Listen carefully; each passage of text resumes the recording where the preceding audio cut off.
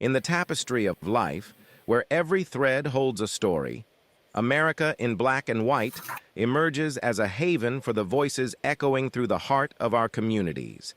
In this podcast, we wade through the rivers of our collective experiences, celebrating the vibrant hues of change brought forth by the whispers of hope and the roars of action. It's more than just a conversation. It's a journey into the heart of our society, illuminated by the light of those daring to dream and do. Join us, and let your voice be the melody that guides us toward a dawn where every color finds its place in the masterpiece of our shared destiny. Together, let's paint a future brimming with the positives that dwell in our minds and the actions that shape our world. Good evening, ladies and gentlemen, and welcome to another episode of America in Black and White, where we are coloring conversations on the canvas of America. Tonight, we're going from perfusionist to patient, a journey of healing, advocacy, and empowerment. Our special guest, Mr. Mark Brezzell. Mark Brezzell is a dynamic and influential speaker known for his captivating presence and thought-provoking insights. With a career spanning over 2 decades in clinical and medical affairs, Mark has become a trusted advisor to key opinion leaders, entrepreneurs, students seeking career changes, and even health advocates nationwide. Drawn from his extensive experience as a professional networker, consultant, and health advocate, Mark has empowered countless individuals and organizations to unlock their full health and wellness potential and achieve sustainable success. His engaging speaking style, coupled with his deep expertise in areas such as cardiovascular medicine and a personal testimony around diabetes, consistently leaves audience inspired and equipped with actionable strategies to strive in today's rapidly evolving health and wellness landscape. Mark's passion for personal and professional growth is contagious, and his commitment to helping others navigate health challenges and seize wellness and happiness has earned him recognition as a thought leader in the field. Whether delivering a keynote address, leading a workshop, or providing one-on-one coaching, Mark's mission remains the same: to inspire, empower, and elevate individuals and organizations to reach new heights. Outside of his speaking engagements, Mark is an avid sports buff, lifelong learner, and dedicated mentor. He holds a specialized clinical degree in clinical cardiovascular perfusion from Johns Hopkins Hospital School of Perfusion Science and is published co-author in numerous scientific publications and his personal memoir. For transformative experience that will engage you and drive tangible health results, invite Mark Brezzell to share his expertise and insights at your next event. Ladies and gentlemen, I'd like to bring to the show Mr. Mark Brezzell.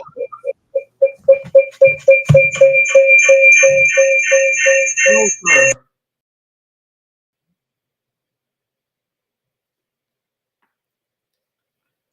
Can you hear me? I can't hear you.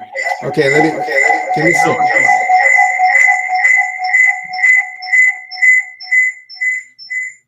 What about now? Are you logged in twice? Yeah, you logged in twice.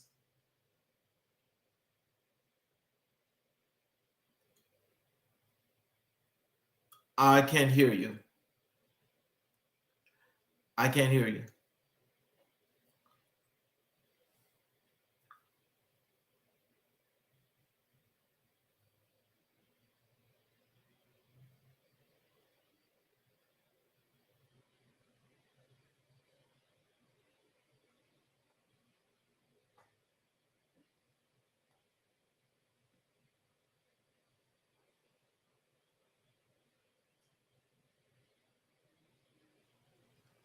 Can you hear me?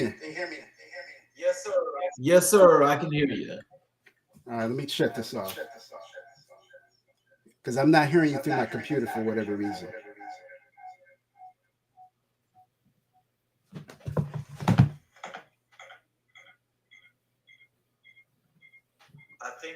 I think that other place that you're logged in on, you're gonna have to log out of that one.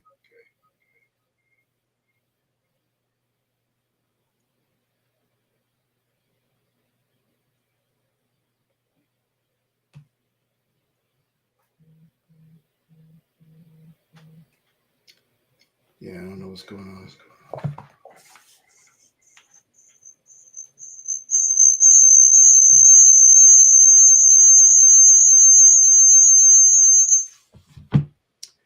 Okay, I logged out, but can you hear me? Yes, sir. I can hear you. But I can't hear you. Let me change my speakers. Oh.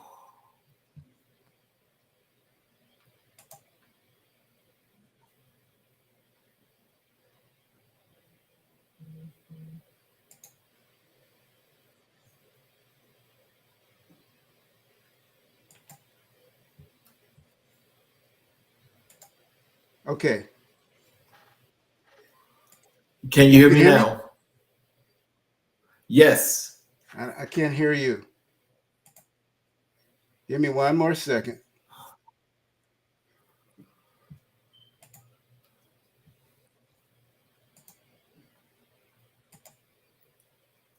What about now? Yes, I can hear you. I don't hear you at all. Give me one more second. I guess we should have done this. Let me see if I can play around with this.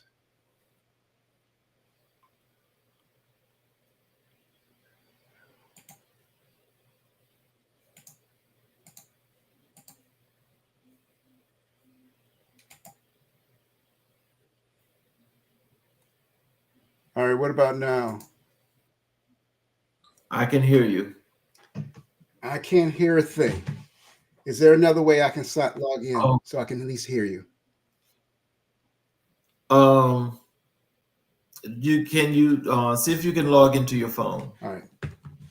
And then I'm gonna try one more thing. My apologies for the connectivity issues. No problem. No problem at all.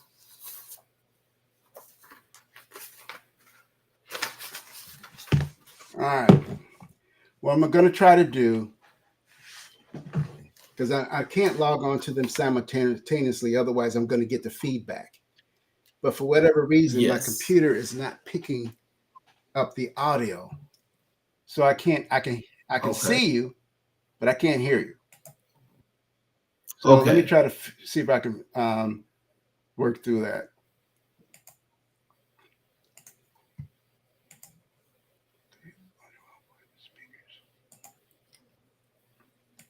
That's correct.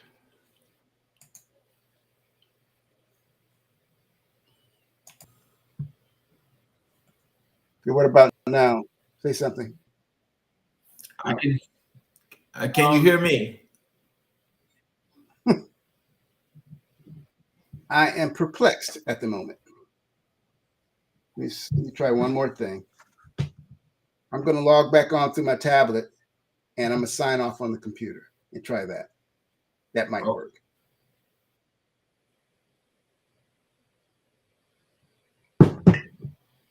Okay. I'm going to log off to here, and I'm going to call you on my tablet. Okay. Where do I log out at?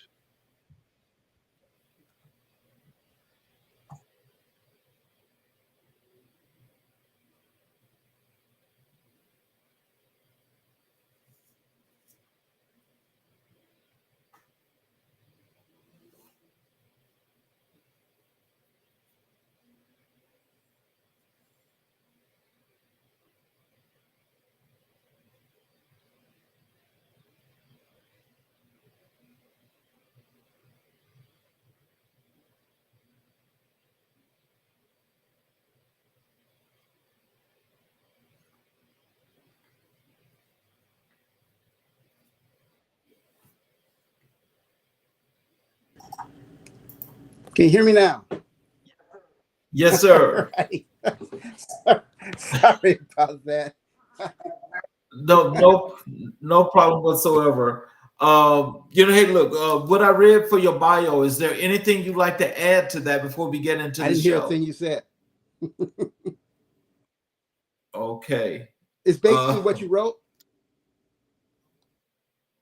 No, it's what you sent is That's what I fine. used. I don't really have anything more. Okay. I'm just trying to get, before you get set up here. Let me do one more thing here. And yeah, I don't know. I apologize for the technical difficulties. I thought everything was all set, but I couldn't hear you on my computer. And I don't, so I'm on my tablet and it's not the same. I wish I was on my computer, but it's okay. We just go get through this thing. We gonna get through this thing together. Yes, sir. All right. How do I look? Okay. Yes, sir. You're fine. All right. It's fine. Let's. I'm good to go. Okay. So, Mark, I just want to welcome you to America in Black and White. And so I just want to ask you as we get going is, how are you feeling I'm today? feeling great. I mean, outstanding. This was a good day, and I'm always excited to talk, talk and dialogue and just have really good, robust discussions. Yes, sir. Yes, sir. So can you tell us what does it mean to you to be featured on a platform that centers Black excellence and legacy? I look at it as honorable because, we're living in a time where we are, it's more of a way to try to take away from our legacy. But we're people of rich legacy. And regardless of the climate that we're living in, we know that the cream always rises to the top. Yes, sir, it does. And I think that this is a great opportunity to really share our accomplishments and also support each other throughout our struggles. Yes, sir. Can you take us back to your early days? What first drew you into the world of medicine? Well, it was kind of interesting when I was a young kid. My father actually, they bought me an old medical book. It was a medical dictionary, and I was a bookworm when I was a kid. And I used to, read this book. It was just so fascinating, and half the stuff I probably didn't fully understand what I was reading, but but I would read myself to sleep every night. I would have it by my bed, and at each evening, I'm supposed to be asleep, but I have a little flashlight, and I'm reading, and I'm learning, and I just found the body so fascinating, and I just said, this is really interesting, and the interesting thing is that initially, my background is more of a clinical specialist. It's a very special. It's a specialty. I was actually, when I went to undergrad, I was in a pre-medicine program, was about to, ready to go. But the issue with me was that I went through the school in 3 years. I did a 4-year program in 3 years, and I was a little burnt out afterwards because I didn't go right into college, into my, in medicine. I changed my major multiple times at a different university. Then eventually I transferred down to the undergraduate university where I finally got my undergraduate degree. So literally like 6 years prior to my the graduating. So I was a little burnt out when I finished. I got through it, and so I said, well, I'm gonna take me a gap year, and that kind of set my trajectory into clinical cardiovascular perfusion sciences. So what was your experience like at Johns Hopkins Hospital School of Perfusion Science? Outstanding. And I say that because that was an opportunity for me to meet many giants. In fact, a couple of my mentors, because this is being recorded, I'll just be very, very, very succinct and vague on this one. But one of my mentors was Dr. Benjamin Carson, and when he was still in medicine, when he was actually still practicing. And I had a chance to meet his family, been over his house quite a few times. And I really got a chance to kind of get to know him a little bit. And very interesting guy. And he was somebody that really, I was very enamored in his accomplishments and the things that he has done.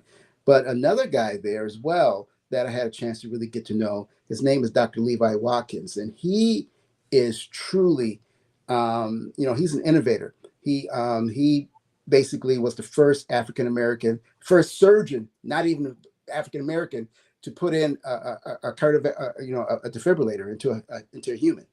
And he was already 73 years old when I was there. And I remember he invited me to his office, and he said, "Young man, I just want to talk to you." And his whole office was just decorated with just placards of presidential plaques and sports entities. And he was really big in the civil rights movement. In fact, he was a deacon when Dr. King was pastor down in Alabama, and also in Georgia, because they followed each other. So when he went down to Atlanta, he was actually the deacon there when he was there, and so he was part of all the civil rights movements. He was part of the freedom walks. He was part of all of the many of the Dr. King's exploits. He was also there as well, and so he was just telling me all these things. But what's interesting about it is, he said, I'm telling you all this for multiple reasons. He basically set me aside. He said, listen, the reason why I'm telling you this is not because I'm boasting. I'm telling you this because this is legacy building. And he was the one who told me, you, young man, are the first person that I've seen come through in your program like me. And he's the one who told me that. And he said, being the first, there's a legacy that will be established. And he says, always, always, never look up, but always keep your head down and always be humble in how you go about your business. Be proud of what you've done, but don't be boastful to the point where because that was an issue at Hopkins, in my opinion. At times where there was, some of the people they kind of looked down on people. I got it going on, but he was like, listen, it doesn't matter whether you're CEO or the janitor. We always try to maintain an even keel. And that was something that he really instilled. So how did your clinical training shape your worldview? Well, it helped me to recognize that, first of all, there's not very many differences between us. We're all just people. Doesn't matter whether you're black, right. It doesn't matter, from a philosophical, from a physiologic standpoint. And, we're all the same. We all bleed, we all eat, we all need rest. And I think it just, for me, it gave me somewhat of an also spiritualistic tone, because I realized that I was one of the few scientists that really did not prescribe to the concept of that we just popped up randomly. That I felt that there's no way our body was just too complex for this thing to just be but just to have happened over X amount of millions of years. I felt that, I've seen everything. I looked around. When I look at the body, I think of a car, I think of a plane, I think of all these high-tech electronics and high-tech machines. All of them had an originator. All of them had a designer. All of them had a creator. And that's something that really stuck out to me.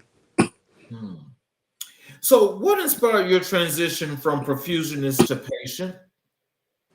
Well, it was actually as a perfusionist that I became a patient. What was interesting is that a year before I actually was diagnosed with diabetes, one of our anesthesiologists actually approached me and approached us about building a protocol around patients that had diabetes and they were undergoing cardiopulmonary bypass. And I thought it was rather interesting because I got in there, I started doing the research, and we put together some protocols and implemented some kind of a little strategy in dealing and trying to improve outcomes in our patients, diabetic patients having heart surgery. And that was very interesting to me. Lo and behold, literally a year later, I just got married. Within 6 months of my marriage, I started exhibiting symptoms that, and we can go into that later, but basically that was kind of my aha moment when, I did not recognize what was going on with me, because in my mind, that couldn't be it. Mhm. It was, I'm looking at everything else but what the truth really was. So in that particular time, when you start to exhibit these symptoms and so forth, I mean, were you thinking to, as in, how you could diagnose yourself and you're just like, okay, well, this is what this is, and let me just fix it this way? Or what was it that finally got you to go to the doctor?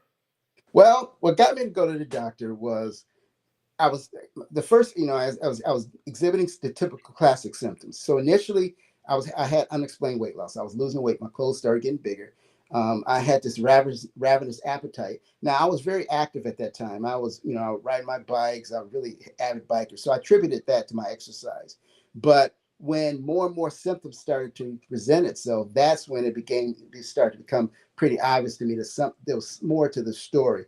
I remember one time I was laying down taking a nap. I just got home from the hospital and I jumped up to grab the phone because the phone rang, and my eyes, it was like somebody was shining a light in my eyes, just a glare. And I thought that was a little weird. And I'm thinking, what's going on? But it went away. I just blew it off. But it was when one day I was on my way home. I left the hospital. I went to the bathroom. And as soon as I got in the car, halfway home, it's like I had to go to the bathroom. I had to find somewhere. I'm like, wait a minute, I just went to the bathroom. What's going on? And that kind of clued me in. When I went, I found a drugstore. I went to use the restroom there. And while I was in the drugstore, something told me this is not right. And that's when I went and bought one of those over-the-counter urinalysis tests, and that test I came back positive. And that's when I made my appointment to go to my doc, and he basically confirmed everything, and I just was floored. Wow. So, how did your personal health journey with diabetes reshape your professional mission? Well, I think it helped me to recognize that there's more to medicine. There's more to, particularly surgery, what I was involved in, than just treating patients. My thing is, what I've noticed is that there were many clinicians, there were doctors, there were nurses, other people around me, that it was like we didn't really practice what we preached. you know, That is true. I saw a lot. I'm thinking, you're operating on the hearts, but yet we're not eating healthy. We're not having healthy lifestyle. We're not doing the things that will keep us from having our colleagues operating or working on us. And I think that really was kind of another aha moment for me, because I'm like, I see what's being done.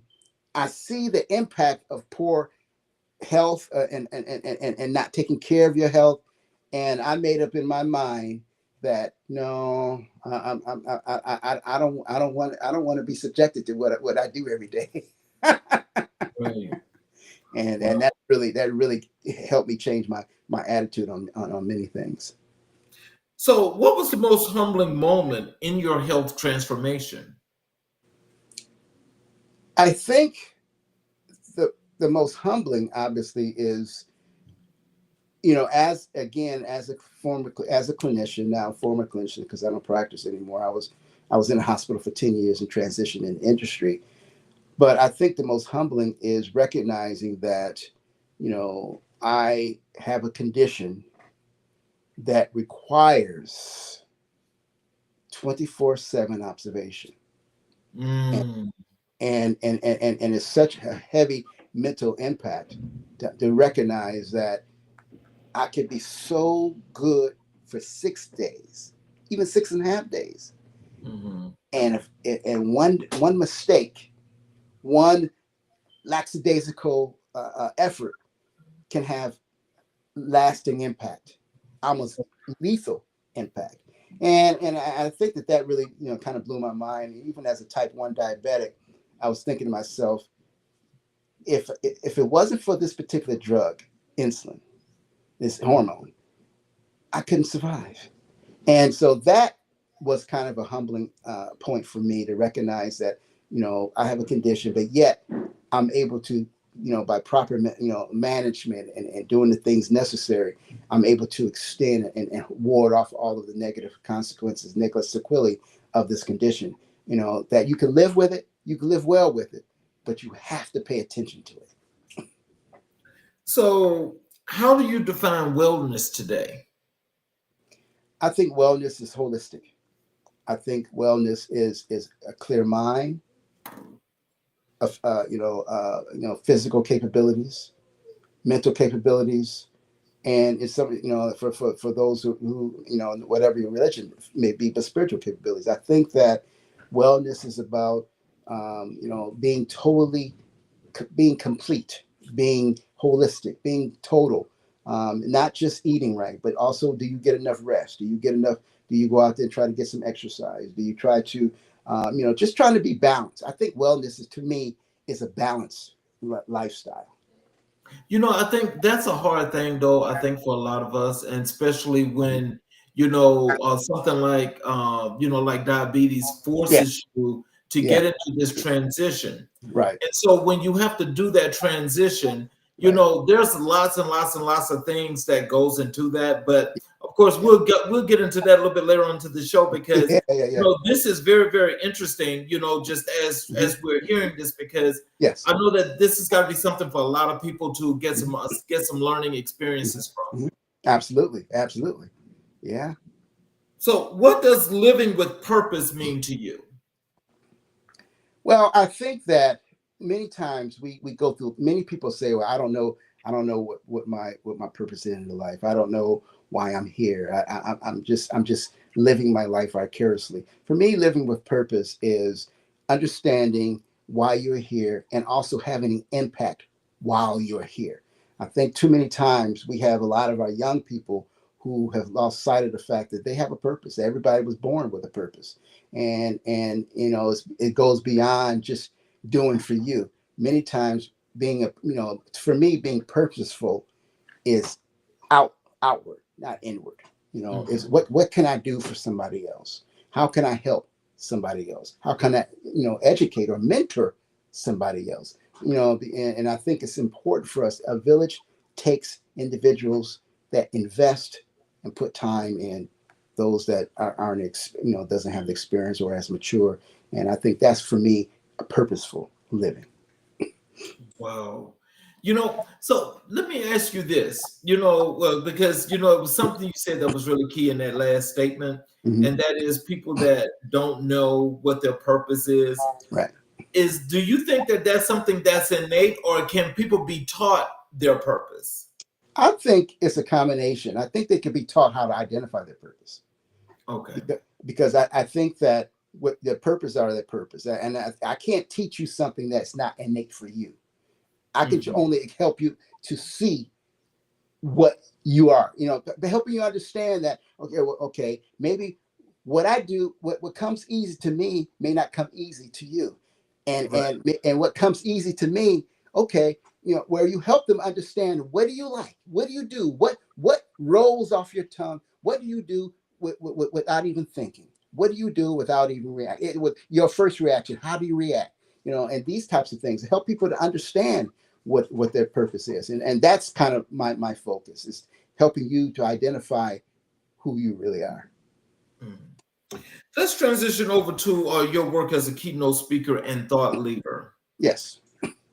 You've spoken on stage across the country. Mm-hmm. What's your favorite keynote moment?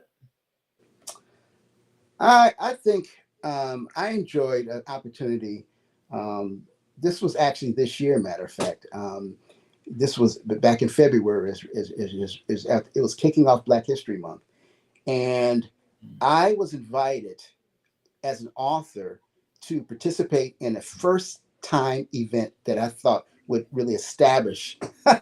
It was amazing. Basically, the city of Huntsville, Alabama, the Huntsville Museum for the Arts was sponsoring a Black Excellent extravaganza. Basically, so the guy was, they wanted to highlight all of the different key components of the Black experience, and it was all around art, and so for the most part it was around art, because it was an art, it was a museum. And so they invited me down as an author. And not only did I come down there, I had a chance to share, my experience, my testimony as a diabetic patient. And I had a chance to do a book showing, a presentation, and interacting with the community. That to me was a highlight, because first of all, the city of Huntsville, they were trying to distance themselves from their racist past, so they wanted to have us highlight, various skills. So you had sculptors, you had poets, you had a couple of musicians. They just basically highlight the different different elements of art, and I was invited as an author, and it was just such a tremendous experience to participate in something like that, just to see all the different levels of gifts and talents that were on display, and the fact that they thought of enough of me to include me in something of this caliber, because I felt there's a whole lot of people out there that was far more, far more, eligible than I was. But the fact of the matter is I was a brand new author, and they felt that my background was unique because of the different areas that covered, between clinic and industry, and actually as a patient sharing my story of diabetes. They felt that I offered a pretty unique perspective for people, and so that was something that I really hold near and dear. Wow. What's the core message you aim to deliver in every talk? If something, you better than anyone. If something's not right, get it checked out. Too many times, I've heard people say, or I've heard it shared, that if we had known sooner, we could have improved your outcome.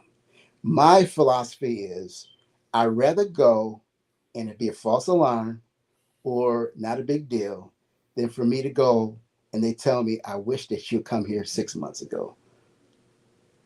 Wow. Now that in itself, that speaks volumes, because, I will say, even for most of us as men, a lot of men just don't like that idea of going to the doctor. No, we don't. And so what do you think that mindset's about? Because that in itself, I know that it's kind of like something that just happens, and that too is something here. Yeah. But why do you think that is? We feel invincible, and we don't want to feel vulnerable. It's an element of vulnerability, man. We've always been raised, we're the man. By me going to the doctor, or by me addressing some sort of symptomatic challenge, it's almost as though you're saying you're admitting your vulnerability, not recognizing that you're vulnerable, regardless. We are, I'd rather go to the doctor and they tell me that there's something going on with my heart, but we can treat it, than for me to go to the doctor via EMS, where they're now treating me emergently with a hope and prayer that everything can be, can be okay.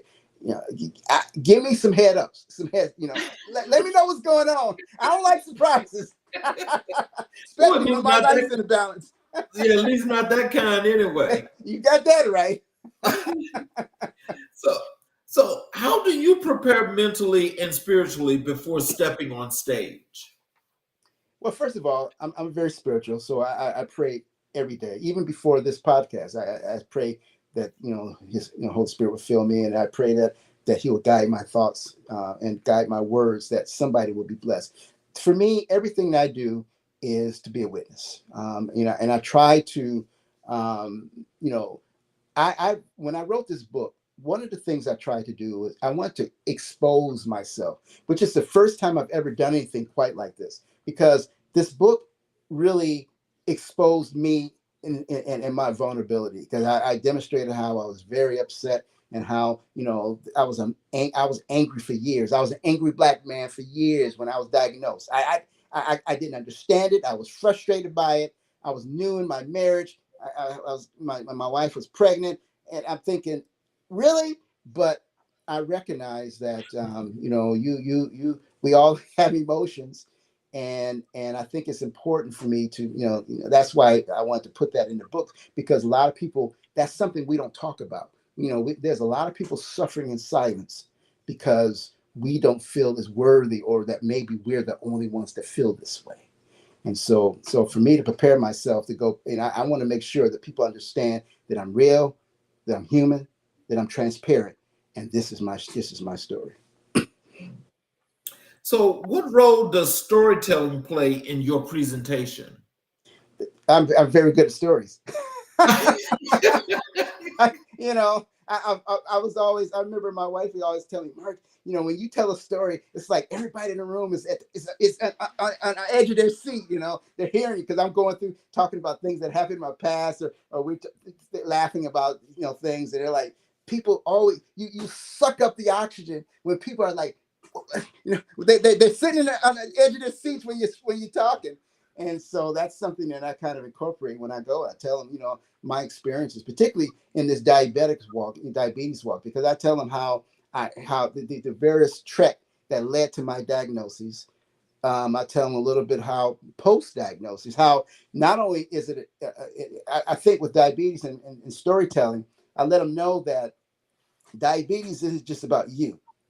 It's about your whole network, your whole circle, whoever's worked, your family, your children, your aunts. I mean, I'm just saying, people are impacted. If you're at a gathering and you're having a diabetic episode where you're hypo or hyperglycemia, they react. And so it helps you understand, it helps them understand what to expect, some things to look for, even become more educated as they interact with you. So I think it's important for people to understand that this is not a condition of isolation. Wow. So how do you tailor your message for different audiences, students, entrepreneurs, and health advocates? Well, students particularly, I focus on the fact that for me to have ended up at Johns Hopkins was not my original trek. When I graduated from high school, I graduated with C average. Basically, I was not magna cum laude. I was not summa cum laude. I was thank you laude. And so my thing was, hey, I got out. Now what do I do the rest of my life? And I stumbled into Eastern Michigan University, and they barely took me. They basically said, if you survive, they basically told me, if you last the semester, we'll let you stay. That's the grounds in which I would, enter the college. So I let people know that where you start doesn't predicate where you end.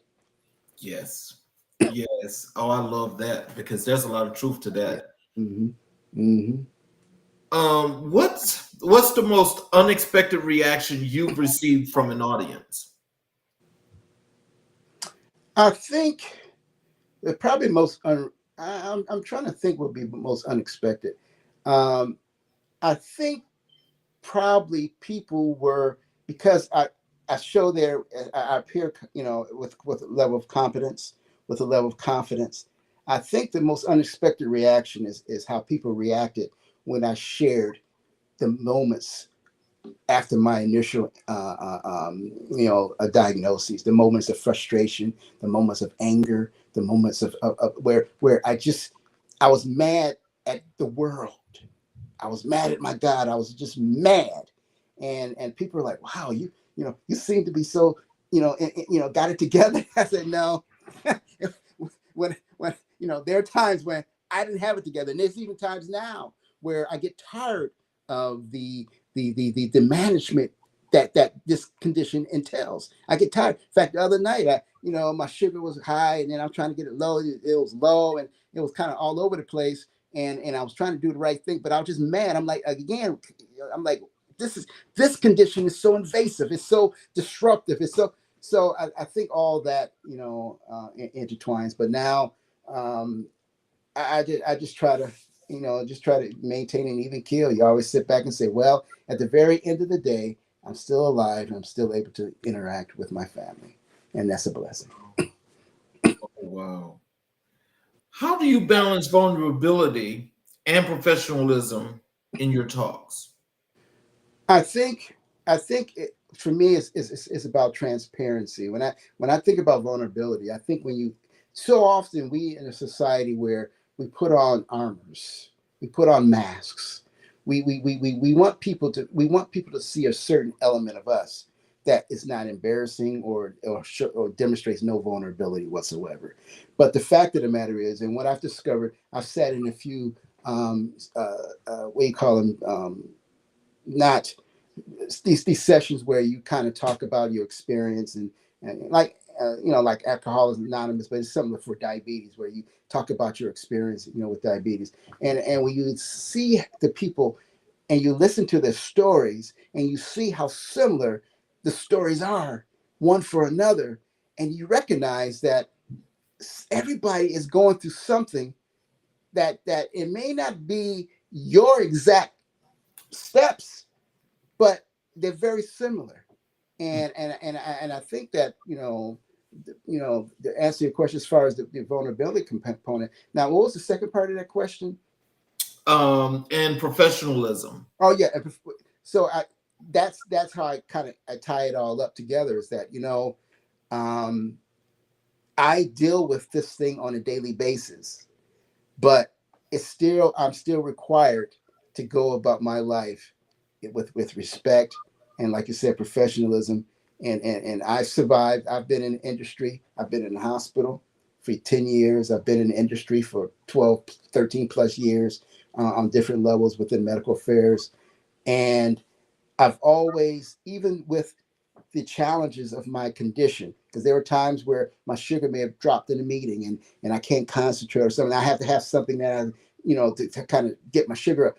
But in spite of all that, I've always held my head high in spite of my condition, because I didn't, you can have a condition, but I've always vowed that for me to be an example to my children, an example to other young men and women that are around me, that I always have to let them know that in spite of your weaknesses, you still have strength. You know something, I'm going to tell you before this next question. I want you to know that, and just listening to you speak, especially when you talk about the part about the diabetes, you inspire me. Oh. Honestly, you inspire me. Yeah. Because, I know that that's a hard thing for a lot of people to deal with. Right. And, sometimes I think that ability to, to have those struggles in the beginning, right. Sometimes, it can cause you to go even further off the rails. That's right. It can change you. But in listening to you, you took this head on and you've met this challenge, and you're like, you're just living your life. I'm just living my life because I recognize that diabetes is not a death sentence. It's just a condition. And if you control it, it won't control you. And that's the way I have to live my life, because I know it's there. I always have to be aware. But if I'm just fixated on that, like too much of life will pass me by, and I can't. That again will supersede my purpose. Yes. What's one keynote topic you feel the world needs more of right now? To me, I think is, one of the things that I try to emphasize, and I don't know if this is necessarily in line with what you're asking me, but one of the things that I do talk about is I try to encourage people, particularly those who have diabetes, to always be screened for lower limb peripheral vascular disease, because we are the number one demographic that deals with amputations of our limbs. And I've seen so many of my friends, I've seen so many of relatives, I've seen so many people that have been amputated, and that's always been their only option. Well, working for a company that actually develops devices that open up vessels in your lower limbs to offset that particular condition, my whole emphasis and impetus now is not only do I talk about diabetes, not only do I talk about the emotional component of diabetes, but I also tell people, listen, if you having issues with your legs, I give them the symptoms, I give them things to look for, but I also want them to understand that we have the technology in 2025 where they're able to go into your legs. They're able to intervene and prevent and save your limbs. That's one of my big impetus is to let us know, because we don't know this.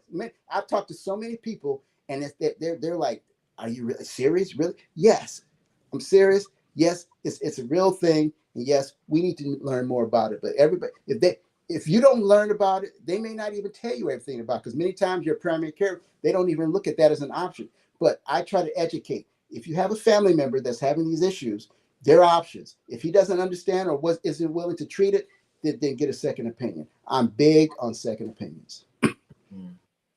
How do you measure the impact of your speaking engagements?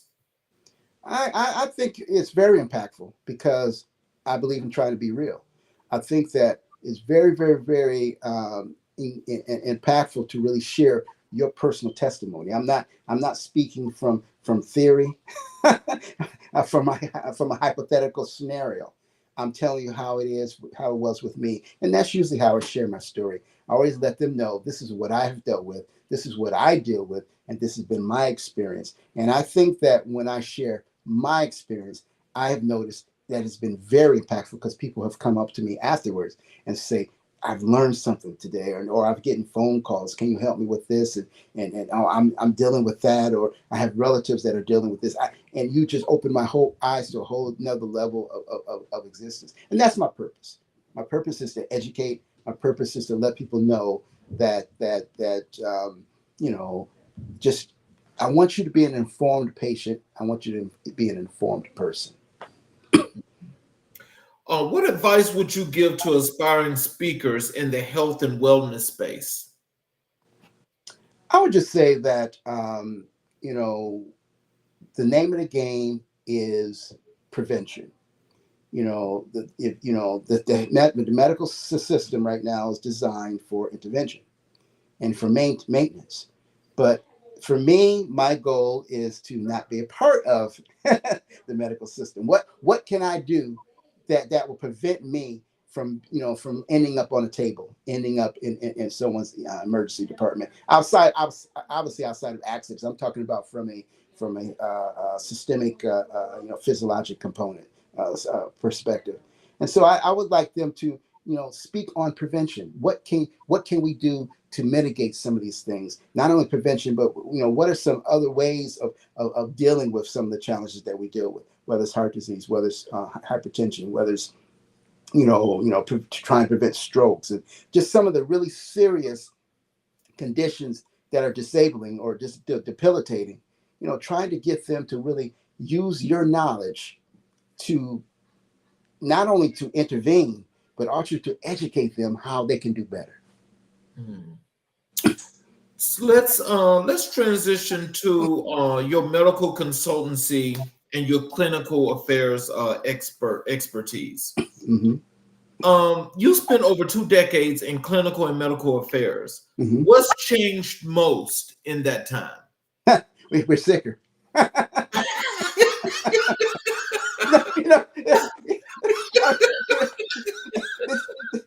mean, the technology has definitely changed. Within the introduction of AI, with things are much more automated. They're much more integrated.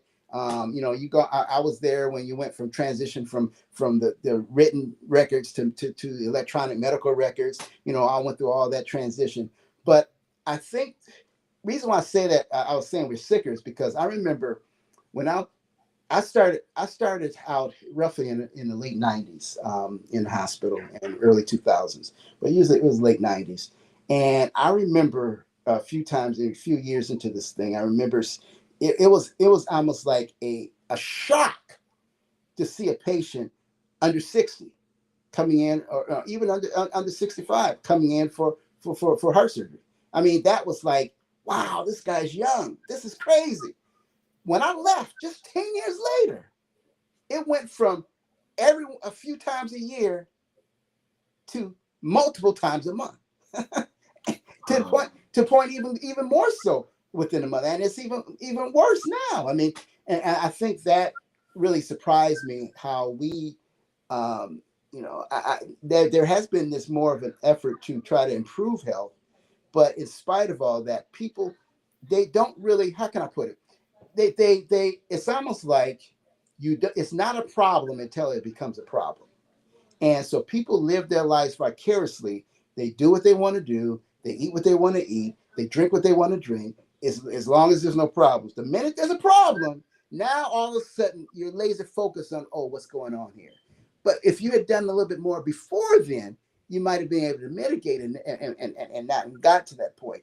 And I think one of my challenges is trying to help people to understand that, for every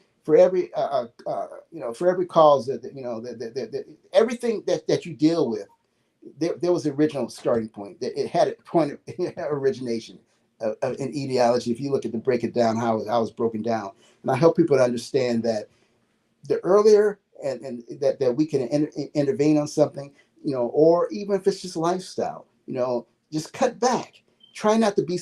You're not going to last forever.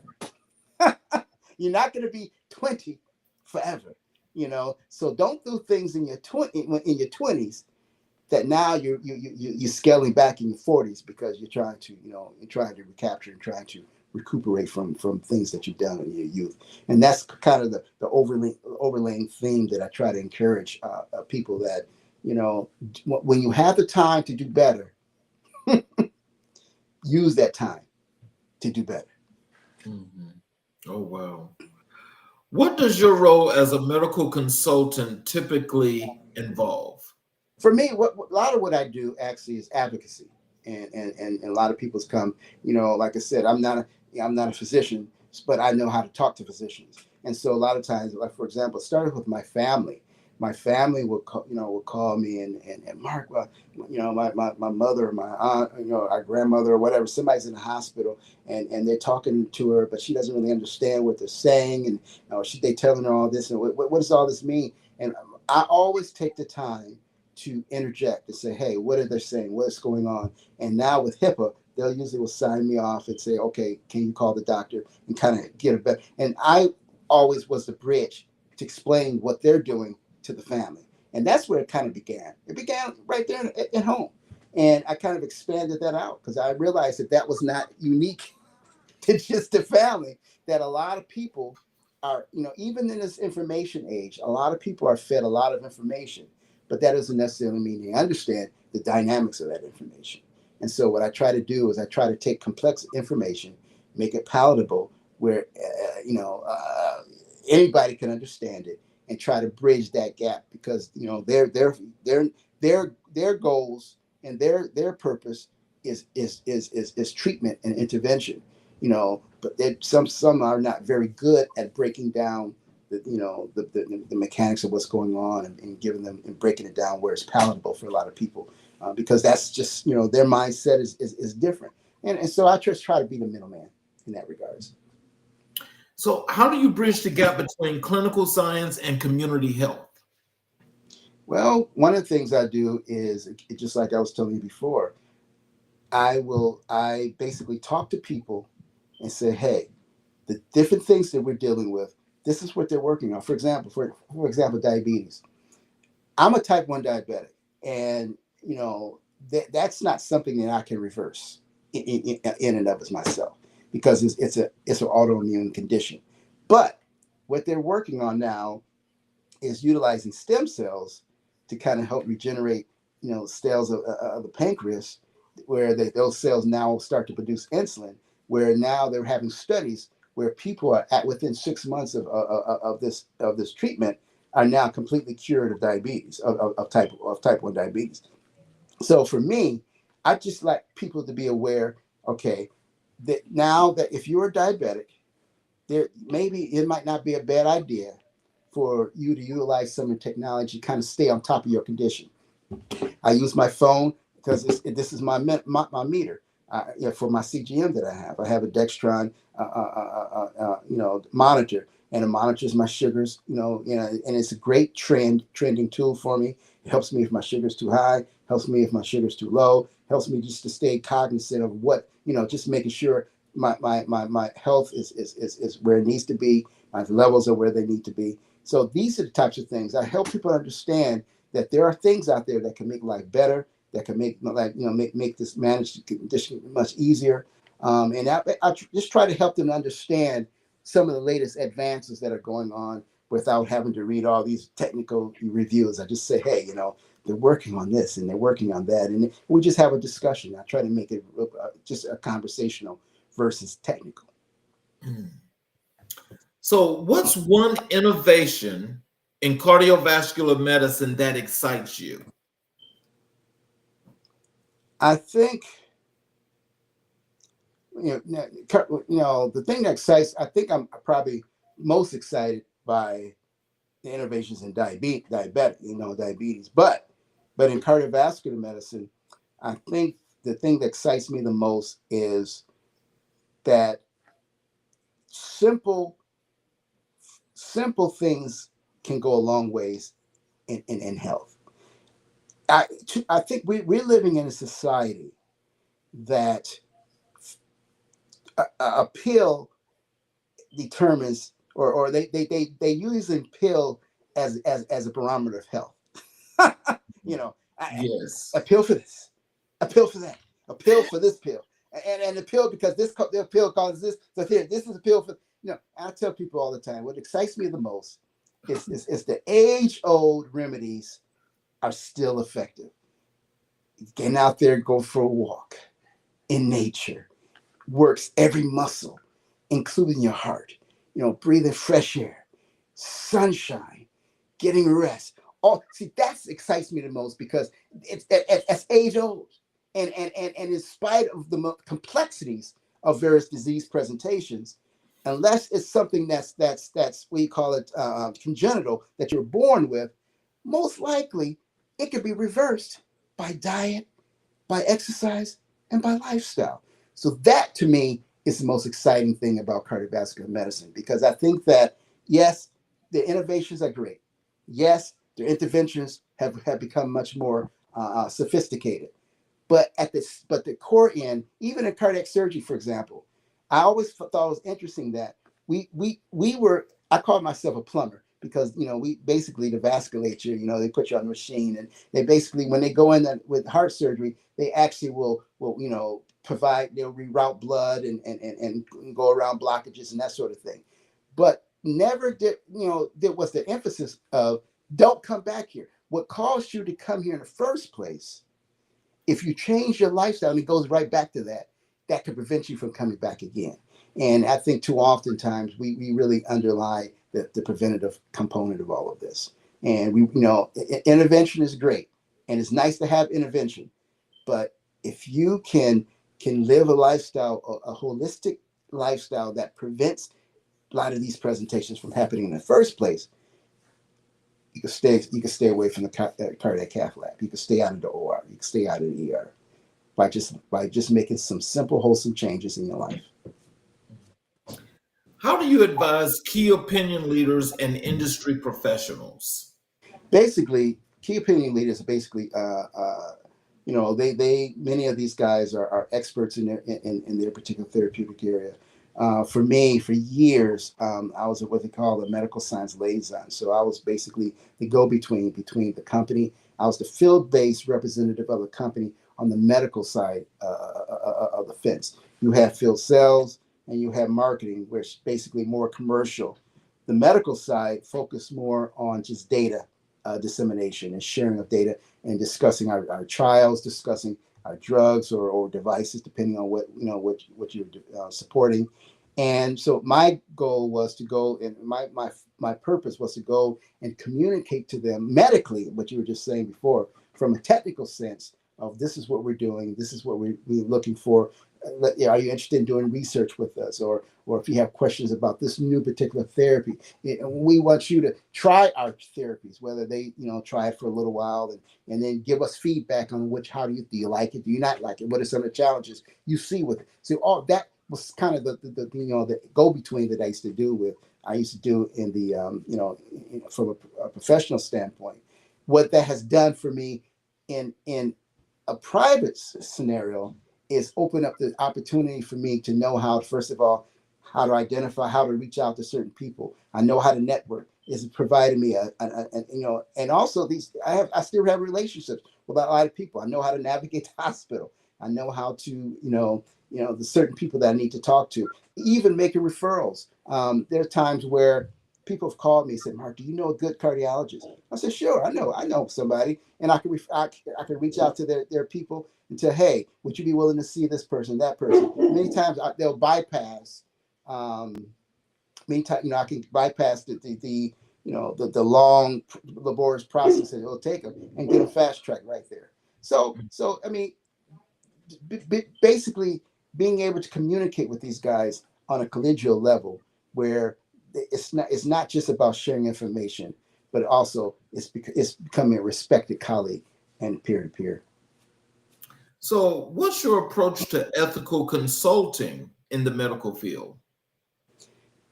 I think that, again, when you think about ethics, like I said, I mean that can go in a lot of different directions. But yes, it can. But for me, I think that I try to help people understand, one of the biggest challenges in our healthcare delivery system, particularly for African Americans, is that we call it access to care. And there's a couple of things. A lot of people say, well, I think the biggest thing I try to encourage people is that every medical professional is not your enemy. And they're good people as well as bad people in any point of society. And I think for me, it hurts me when I see so many of our people that don't really have any consistency of care. They either show up in the ER or the operating room. I mean, I should say not, or the emergency department. Either that or urgent care. That's their doctor. They're not followed. They don't have yearly checks. So if there's things going on, they're not. They fall between the cracks, and COVID exposed that.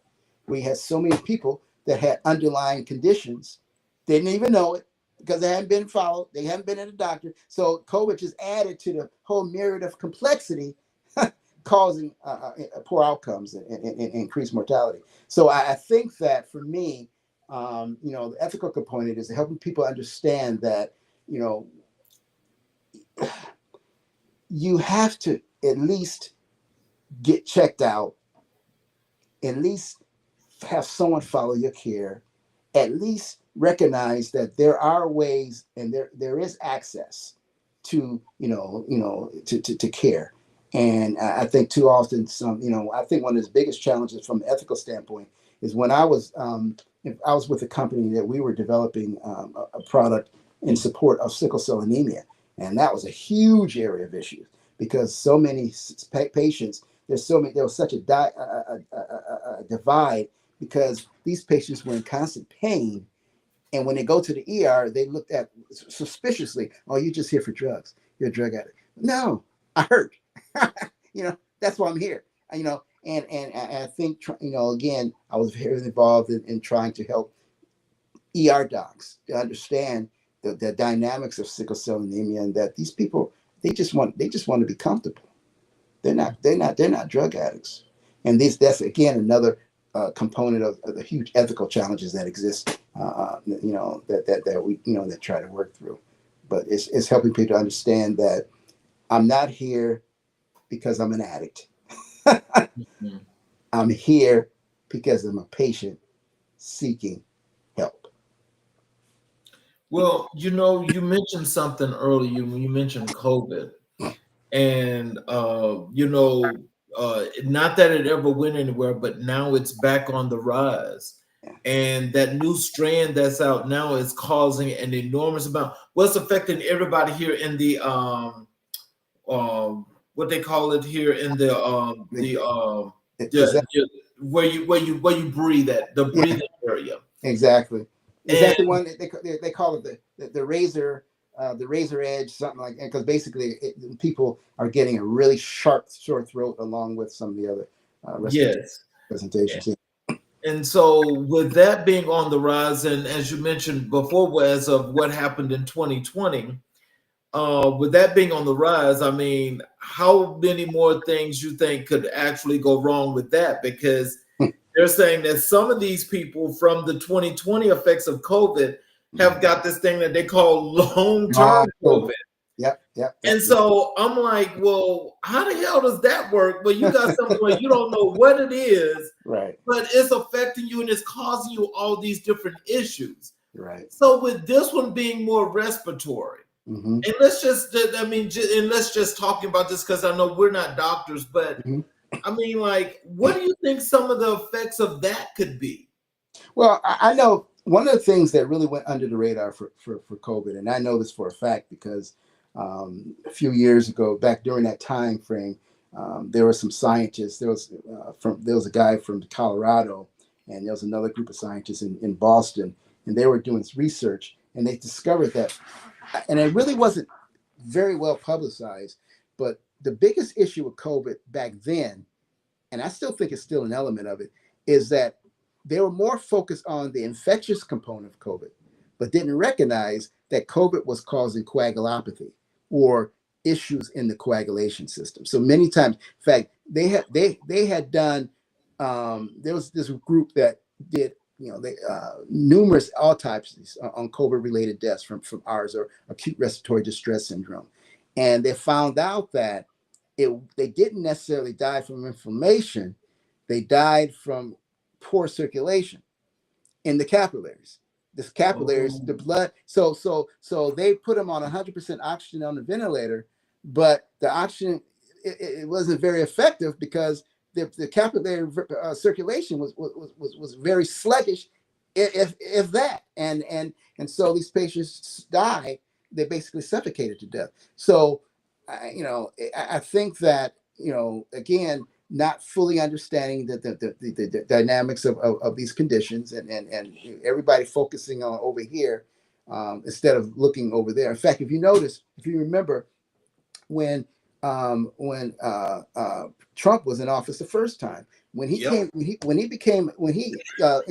COVID, you remember that they said they gave his drug regimen. The last one that was part of that regimen was he was on baby aspirin. The same thing the antiplatelet, same thing they give you if you're trying to, if you're at risk for a heart attack or stroke. So my point is, coagulopathy was always there in the background, but they never really appreciated it, and they never really put a lot of research money into it. And I think that is some elements that may have even contributed with long COVID, because obviously, if you have poor circulation, if you have poor blood flow, you can have some challenges, some silent challenges that can go on that sometimes can even go undiagnosed. And even with you've seen weird manifestations afterwards where you have healthy people dying from heart attacks, and people that had COVID having some of these cardiovascular quote unquote issues, and you're thinking, well, what's causing all of this? But it's definitely was some very trying times, and as it comes back again, especially with the administration's assault on vaccines. I mean, I'm not saying that vaccine is the end all do all, because I agree that I don't need a vaccine for everything, but at the same time, we would be crazy to deny the fact that vaccines did not slow down many of these childhood diseases that we see today, like measles, mumps, and some of these rubella, yes. Yeah, well, and you're seeing a rebound. Yeah, because I know I remember before going to school, in elementary school, we had to get those shots and be vaccinated. That's right. And I don't think there was nothing that came back that these folks are around here now talking about the children of getting autism from the shots and right. all of that kind of stuff. So, I mean, people believe what they believe. So, I mean, but that's kind of like out there, I think, because, now what got me is a lot of these things that they were telling me that I had to get when I went to college. Right. And I'm like, wait a minute, I had this as a child. Mm-hmm. So now I'm getting this again because we got folk that's come from all these foreign countries. Right. And so they're bringing in all this other stuff. And so with them bringing all this other stuff in, and well, we got folks that's not doing their due diligence from the scientific perspective anyway. Right. So they're keeping us behind on that. But right. I mean, all of that's like a problem and a train wreck that's waiting to happen. And it like you said, the train is at the station. Yes. And it's about to go down and the bridge is out. Yes, exactly. I totally agree with you. And I think for me, even every medication, if it's not natural, will have side effects. So even if, hypothetically speaking, that was a side effect, it's still, if you compare it to the number, it's to me, I look at it as flying. Yeah, I know a plane can crash, but how often does that happen? And when you look at the number of planes, the people that are moved back and forth every single day. If you go to an airport, it's packed with people moving to and fro. So all these people are being moved from plane, but yet when one crash occurs, it's a highlighted, wow, that it's a big deal because obviously loss of life. But my point is, when you compare it to the number of traffics, or I should say the number of flights daily, that's why it's considered the safest mode of transportation, because the amount of people that are moved without incident. And that's the way I look at it in some of these cases with some of these vaccines. I mean, it helped more people than it ever hurt. Not to say that it's not capable of hurting, but my point is that there was a whole level of childhood diseases that were pretty much eradicated over the course of, millions versus even few that may present with some side effects, if indeed that was the case. So that's kind of my point in all of this, is that with any, because I have a background in toxicology, and one of the things I tell people all the time about drugs is that there's nothing better than natural, but it's just more specified or more focused. It works quicker, but because it doesn't have all the cofactors and so forth in there, then that opens up the door for side effects. And so, we come a long ways, with our pharmaceutical grade drugs. But at the same time, if I can go and, eat me some veggies that gives me the vitamins and minerals and phytochemicals that I need to fight off this, that, and the other, I don't have side effects unless I have an allergy to the particular, whatever I'm eating, if I don't have an innate allergy. So, I think that it's a mindset. We just have to understand that when you have a trial, or when you're investigating medication or something, and yes, you can have some negative, components to it, but you've got a whole generation of people that were protected because of these things. Yeah. And let's transition over to your advocacy for diabetes and heart disease. Your personal testimony around diabetes is powerful. How do you share it with intention? Well, I help people. I think, again, as I said before at the very beginning, the biggest detriment in health to me is you. Because let me preface that. Let me explain what I mean by that. I mean, too often as a man, or too often as people, we blow things off as not a big deal. And when you think of some people who had serious complications, you could always trace back and say, when was the first time you noticed something different? And I think that's kind of the, you know your body better than anybody. If something's not right, get it looked at, get it checked. Don't sit on it, And I tell people all the time, that they even those that don't want to take medicine, I'm like, listen, you got to know what you're treating. It's fine. It's it's fine to pop this and pop that, but just because you have a headache doesn't mean the issue's in your head. Just because you have a backache doesn't mean that the issue's in your back. So I said, pain travels, it radiates. I mean, you don't know. Get it checked out before you and have a better understanding of what you're doing, what you're treating. And that's the same thing. I think that's my biggest message is that part of health is awareness. And they can't do anything for you if you put yourself in a situation where now it's critical and they have to throw the kitchen sink at you to try to get you out of the situation that you're in, that you could have, you could have mitigated had you just come in earlier.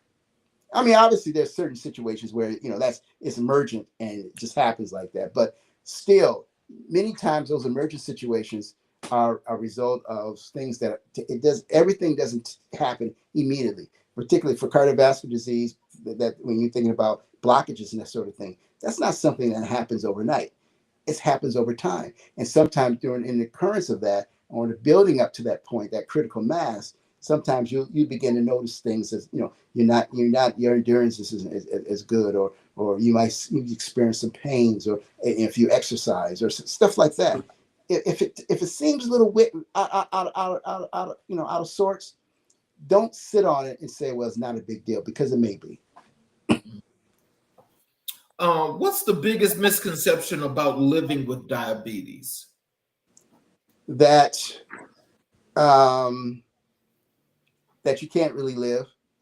And I say that means that you can't, that you have to watch everything you eat, and you can't eat any sugar. I think sugar is probably the biggest misconception. I tell people all the time that if you eradicated sugar completely out of your diet, I said you wouldn't survive very long, because your body needs sugar to survive. So the fact of the matter is, we have to understand, what is this condition all about, and understand, okay, it's not just about sugar. It's a metabolic condition. It's the cells have been modified, are not functioning like they should.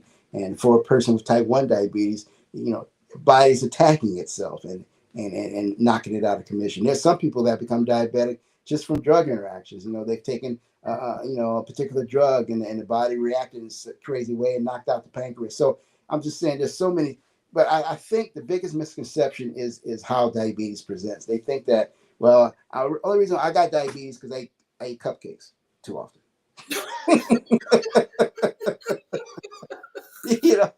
And not to say that cupcakes don't impact the course of that, but I'm just saying it's a lot more involved in that, and it's not just about the cupcakes. It's about just the holistic health. What are some of the other things you don't do? So I think that's a big misconception. How do you support others navigating chronic illness? I think again, it starts with the holistic component of everything. I keep going back to holistic because so often we focus on one thing and we don't recognize that it's just a part of the many things. And see, for me, and I say that all the time, because even from a cardiovascular standpoint, I think about people. If the doctor tells you that you are, unless you have a heart condition where, let's say, you have AFib or atrial fibrillation, which is sometimes that's a cardiovascular condition where you could, the valve is, I don't know if I go into all the details of all that, but basically you can throw clot up into your, in the pulmonary tree and cause issues with that, stroke and that sort of thing. I think that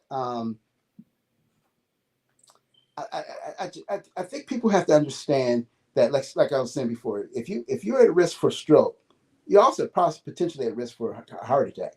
If you're at risk for a heart attack, you're also potentially at risk for peripheral vascular disease, because it's all connected, and people need to understand that the etiology or formation of some of these anthromatous plaque in your vessels, they happen all over. That's why many people who have had a prior heart attack, they've often discovered that they had issues in their legs and they had poor circulation in their legs. The same process that generates all these things. So I think I want people to understand that holistic health is critical, and that's why I keep going back to my 8 health principles, which involves fresh air, sunshine, and rest. Now, rest is probably the most underappreciated component of health, because rest is where your body repairs itself. During rest is where 99% of repair is occurring. And if you don't get enough rest, your body's not repairing itself as efficiently as it should, which is again going to further kick the can down to additional problems, because now you're not, you didn't fully recuperate, fully recover, fully refresh, and now you're operating at a deficit from that perspective. So people need to get rest, as well as watch their diet, as well as exercise, as well as fresh air, as well as sunshine, and also water. Water is essential. Well, I'll tell you this. I am one that I can honestly tell you, I got that rest issue. Yeah. I mean, it's like I'm like working too much and I try so hard. And it just always seems like things just keep compounding. Yeah. But I'm working on that, because I agree with you 500%. You got to have that rest. Yeah, you have to, because it resets you and it refreshes you. And even with from a psychological component, I mean, all of the things that your body has taken in throughout the day is categorized, and it's kind of like putting your database, your data banks for and clearing some things out, getting you ready for the new day of exploration and observation and exposure. So but when it comes to the body, it's interesting how people say, well, rest is not as important. But what does a baby do? It's in its early infancy, as it grows. Sleeping has an important component, and that doesn't change even though you mature. What are some practical strategies for thriving with heart disease? I think, first of all, as I said before, I think it's critical that you do some mild to moderate exercise. I say mild. I think the biggest thing for holistic healing, let me put it to you this way. The best exercise that anybody can do is a walk. Walking exercises every muscle. It strengthens your brain function. It strengthens your heart. Why? You breathe in fresh air. You breathe in oxygen. You breathe it. Your body is every organ is being rejuvenated by the blood flow, and your mind is being rejuvenated. And just it's so many people think when they say, well, you need to increase your exercise. Get yourself you could go to one of these health clubs and whatever. No, just go around the block and just do that consistently. And that in of itself, because it improve your endurance, it improve your and your body responds to being outdoors in go out in nature, go to a park, just walk, your body responds to that sort of thing. And so if you have cardiovascular disease, the main thing you want to do is you want your body to be robust. Like I said, depending on what type of cardiovascular disease that you have, because there's multiple kinds that you deal with. But if it's more so related to blockages and atherosclerosis and those types of cardiovascular disease, definitely walking is the thing to do. How do you advocate for health equity in underserved communities?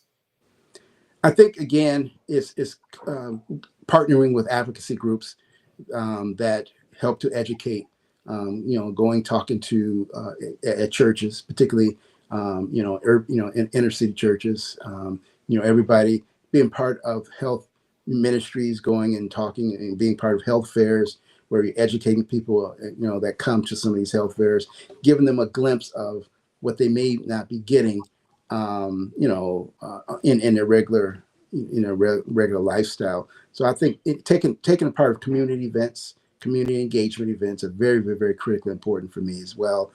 Going to these health fairs where the clinicians out there may be testing them for, screening of various illnesses, educating them. Say, hey, what do you eat? What's your diet consist of? Do you eat a lot of fruits? Do you eat vegetables? Is it all processed? Is it all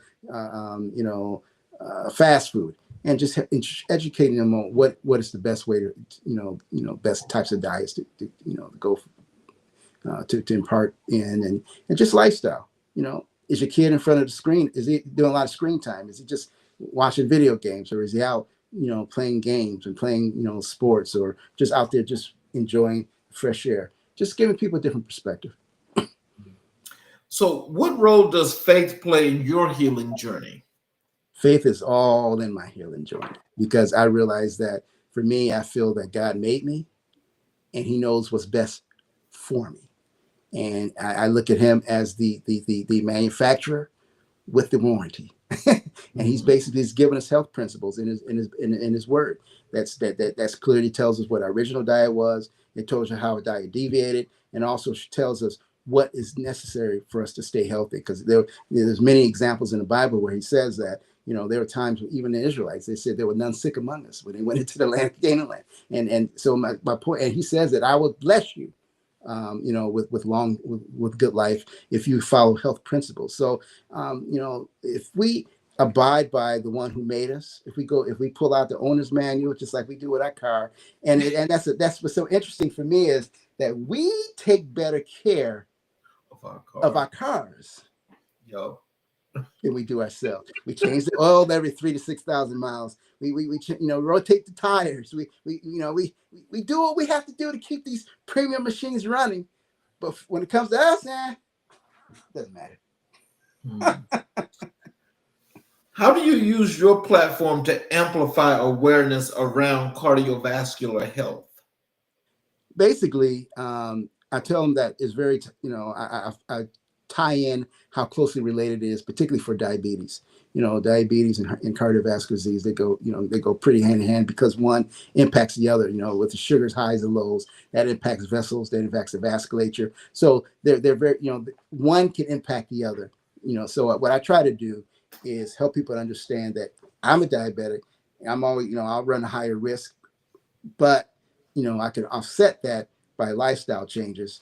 And that's what I try to do now. Again, like I said, I've been a type 1 diabetic for 25, almost 26 years. My hemoglobin A1C is 5.8, 5.9. So me being a type 1 for 25 years, under 6, my doctors are like, I don't know what you're doing, but keep doing it. And so I just try to help people understand that, health is holistic. Health is not a pill. And you have to take the time to work on every component and every aspect of your life. You can't just focus on eating good. Eating good is great. You got to eat good. But make sure, like you said, drinking a lot of water. Make sure that you get enough rest, and all these little things that I've highlighted before. What's your take on the intersection of race, stress, and heart disease? I think the intersection is it's a collision. I think it's a 12-car pileup. Because one thing, the stress of the stress of scrutiny and abuse and racism. Our body. It's a known fact that our bodies are react to external stressors. That's a known fact. And when we are constantly under the gun, constantly trying to rectify, constantly looking over our shoulders, that can impact our health. And there's a reason why we're leading a lot of these, we're the one demographic that has the golden bullet, leading to top of cancer, top of heart disease, top of, even in diabetes, and, even women. They're in of themselves, just they always they're under a fair amount of stress, and then a lot of women are finding out that they have that's the number one cause of death for women is heart disease. So the intersection is beyond. Like I said, it's a polyp. How do you encourage small steps towards wellness? I think what I was saying before, I think cutting back, particularly when it comes to like our diets, try to reduce all the bad stuff. I'm not saying not stop cold turkey. That's hard to do, but reduce it. Maybe cut back on that milkshake, and maybe instead of instead of 3 donuts, eat 2 or eat 1,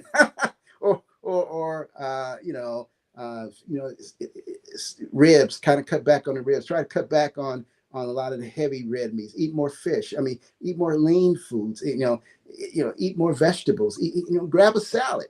Even a salad with some of the other types of foods will help continue to move things through where you want balance. And you just don't want, so many times, and we've seen it time and time again, where if you look at a plate, just kind of balance it out, where you have the carb, you have your protein, you have your vegetable, and just make sure that it's a complete package. That sides have been put to the side, but sides many times should be elevated because they have a lot of the nutrients that we need, and we need to cut back on some of the main courses and maybe elevate more of the sides, because that can really provide more balance in what we eat. So I'm just saying, diet is one of them. Again, as I said, walking. You don't have to go to get an expensive health membership. Just go for a walk. Go to a mall and walk, or a store. Just walk in a parking lot. But you don't need to have an expensive machines in your basement. Just go out there and just try to do better. Get rest. Get fresh air. Get sunshine. What's one daily habit that's transformed your health? Besides trying to get more rest, I think just my diet. I've cut back a lot of my sweets. I don't eat a lot of I try to be cognizant of my diet. I think that's really has been a big thing for me. As a type 1 diabetic, it's important that I watch the amount of complex carbohydrates that I eat. So my days of eating pizza at 10 o'clock at night on a Saturday night watching the game, or a Sunday watching the game. That's kind of hard to not do, right? That's right. But I have to reduce that. And if I do it, if I did it last Sunday, I can't do it next Sunday. I'm just saying, just moderation is the key. Too much of anything, good or bad, is bad for you. I also, when I reached out to you, I let you know that we do Black History 365. Yes. And I asked you who was the most influential person in Black history in your life, in your career. Mm-hmm. And you told me that person was Dr. David R. Williams. That's right. What was your first encounter with Dr. Williams' work, and how did it shift your understanding of Black health disparities? Well, what's interesting for me is I've been knowing him while he came to my church when he was actually a graduate student at the University of Michigan. And that's where I met him. I was there doing my research, doing some lab work, and his offices weren't that far from where my labs were. And so I saw him at church, went and visited him many times, and I didn't really understand fully what he was into, what he was doing. But over time, I watched his career kind of accelerate. And he's a man who just I call it the Midas touch. I mean, he was actually selected on the Committee for Health Disparities that was under DHS or HSS during the time of Clinton, when he was appointed on his presidential commission. He was very active during COVID, highlighting the health disparities that existed. He's a professor at Harvard University right now. He was so sought after, but he's such a humble man, and but yet very learned man. And he's a man that is, he's a leader in his field. And so he was somebody that I saw his humble beginnings. I saw him his ascent up the ladder. And even now, I watch him as he is a noted professor at the esteemed Harvard University. And I think that's truly something that he inspires me. He's always told me to, he's helped, my book. He actually was one of my, he actually was one of my reviewers, and he's just been very instrumental in my life, and I give him so much credit for just being the support and the example that he left as a man, as a Black man, in higher level institution, particularly in Ivy League schools, and just the way he carries himself with humility, but yet he was a man that esteems pride. So, in what ways has Dr. Williams's research on racism and health shaped your approach to patient care and advocacy? Well, again, trying to identify and educating. My thing is, looks like my battery's getting low on this thing. I got to charge it up. Okay. Yeah. Actually, I'll just do one more question because I was trying to fit a lot in because there's a lot of questions I haven't got a chance to ask. So I'm going to ask you to have to come back anyway. So I'll ask you one more question after this one. Okay. Can I get my cord to plug this up? Yes, you can. Okay. Give me 1 second.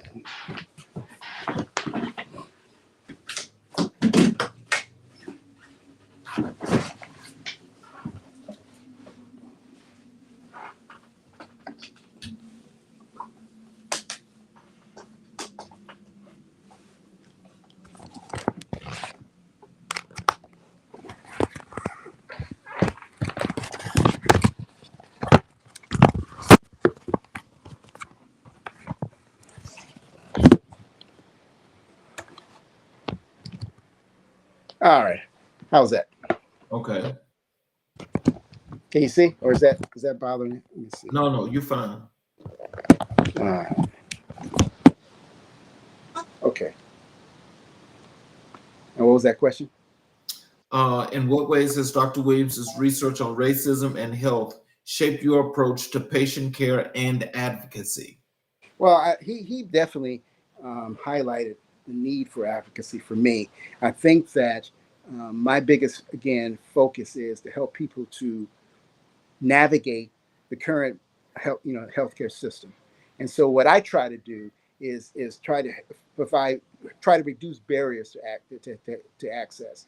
And I tell people all the time that if you don't have the greatest insurance, it doesn't matter. They are responsible for addressing your concerns. And I've seen how, unfortunately, the healthcare system has kind of let people down because everything is based on money, how good your insurance is. If you don't have the highest tier insurance, a lot of times, and that's even happened to some of my family members. A lot of times they don't necessarily go the extra mile. They just, patch it with a Band-Aid and send you out the door. But I always try to encourage people to go places that they feel that they feel wanted, go to places that are ethical and that will address any and all of their concerns. And I try to help people understand too that, explain to them the dynamics that exist, and try to help them mitigate through challenges if they're dealing with their doctors, or if they're not, trying to encourage them to go get checked out on a regular basis, get it physical, so all these types of things I try to encourage. And so can you share a moment in your career where Dr. Williams's teachings directly influenced a decision or breakthrough? Oh my goodness. I think one of the things that he impressed me the most was actually when I wrote my book. I was inspired to write my book after a conversation with a friend of mine, but I thought about Dr. Williams' work in healthcare disparities. And again, I saw it when we used to go to clinics, the diabetes clinics, when I first was initially diagnosed. And I never really paid attention to it until I was actually impacted. And when I saw how, the people, so many of the people were coming in there were so lame and damaged and injured because of, a lot of cases was because of their lack of health care, lack of, they weren't being followed. Their health care was sporadic, and that motivated me to educate. And that was something that David really was a big proponent of, is highlighting these discrepancies in care. And that motivated me to really be about um, just shouting the alarm and helping us listen. Okay, you work for a company, you got health care, but think of your relative, think of your friend that may be down in this inner city or maybe out in the country, in a rural area. Somebody is not having the same level of intervention and care that you are. And what can we do about it? And as you know, I always think about, throwing out the life raft. We can't just live our life in a cocoon, or we what can we do to alleviate the suffering of those around us? And that's kind of my claim to fame. That's something that I'm motivated to do, and I feel that I'm willing to go to to churches and in the inner cities. I'm willing to go talk to our people wherever I can and let them know, you know,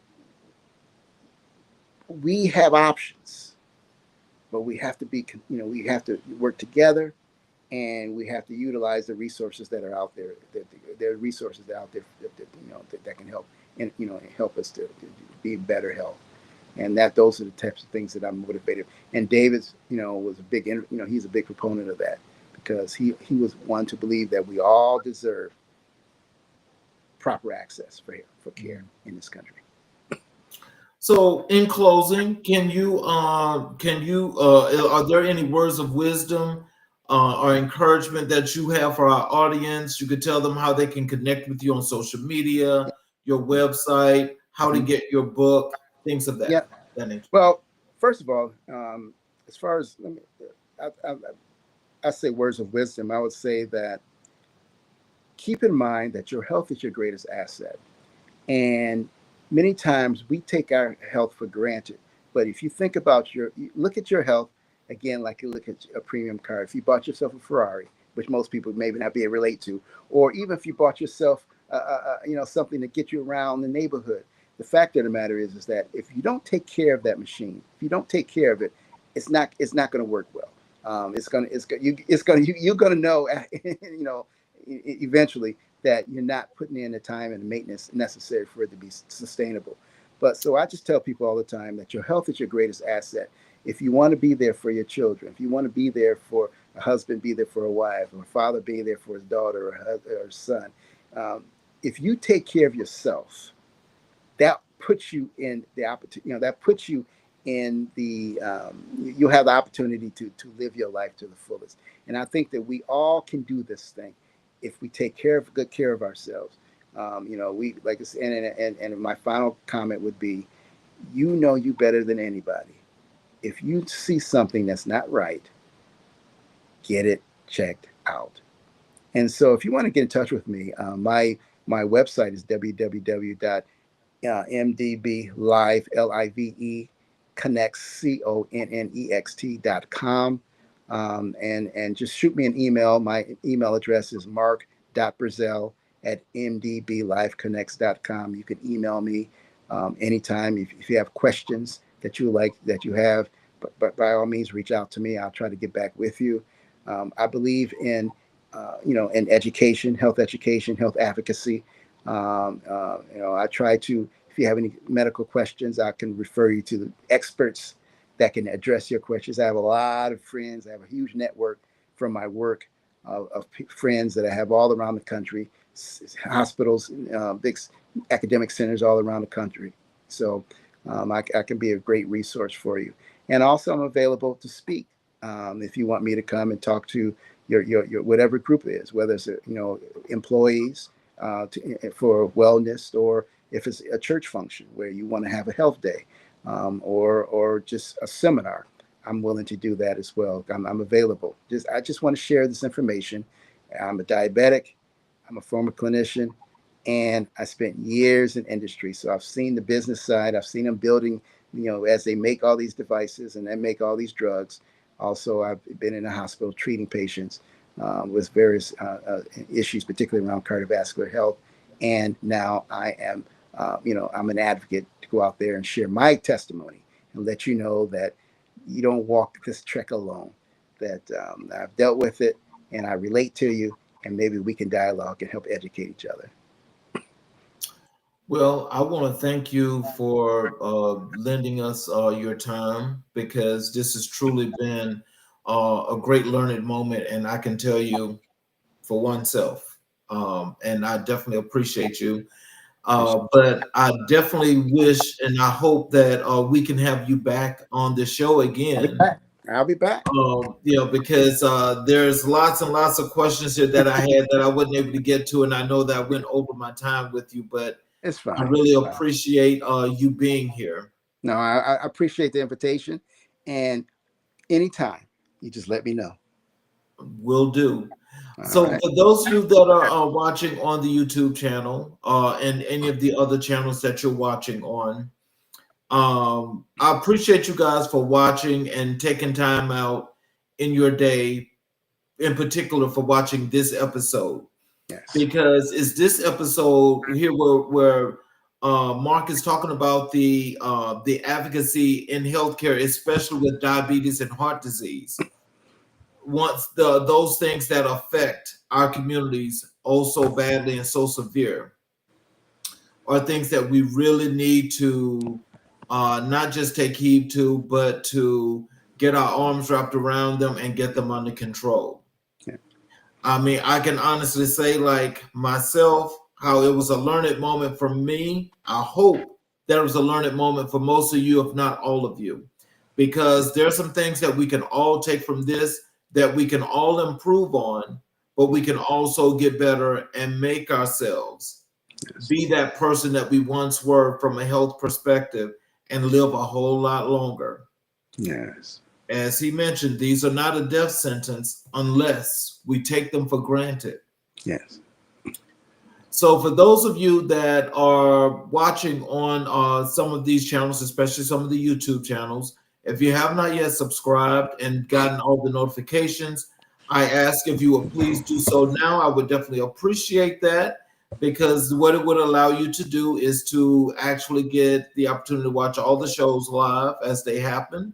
And you're also able to go back and watch the channel in which all of the, you can watch all of the previous recorded shows as well, and you can learn from all the other shows, all the information and things that you're looking for to make yourself or your life that much better. Also, we have a community that we've started, and I would appreciate for those of you that have not joined the community yet, if you would, please join the community. That is for both the podcast as well as the magazine, because you can watch the show from the community, as well as you can get access to the magazine there. I want to thank you all again for watching us tonight, and we will be back tomorrow night for a special edition of America in Black and White. So for those of you that that are and do wish to see the show tomorrow night, please tune in. Because we have a special that I'm sure that each and every last one of you can benefit from as well. Mark, I want to thank you for your time again. I'll definitely be in touch with you with some dates as to what I have available where you can actually come back, because I appreciate everything that you have actually taught us this evening. Appreciate it, and I'll be happy to come back. Yes, sir. So again, this is Charles King signing off on America in Black and White, where we are coloring conversations on America's canvas. And I ask if you all would please join us again tomorrow night for a special as we continue to color conversations on America's canvas. Y'all have a great weekend.